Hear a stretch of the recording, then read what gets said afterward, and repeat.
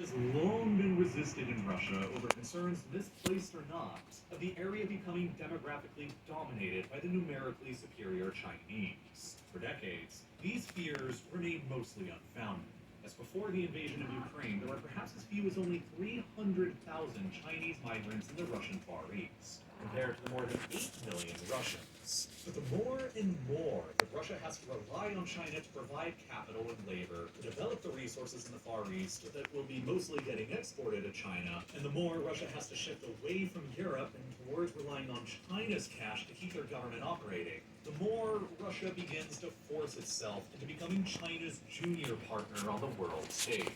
A fact that couldn't possibly be lost on Beijing. Now, because Russia is so much more desperate for this relationship than China is, it will be firmly up to China to decide the relationship's extent and perform.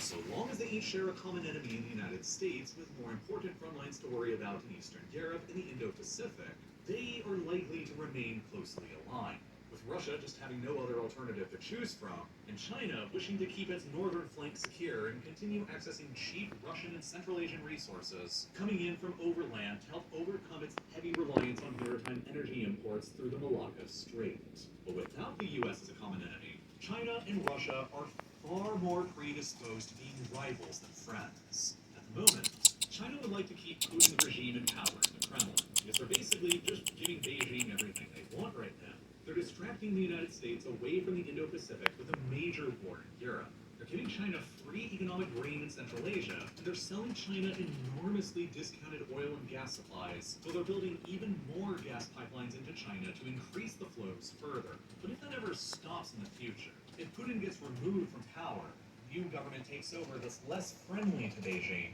then all bets are suddenly off.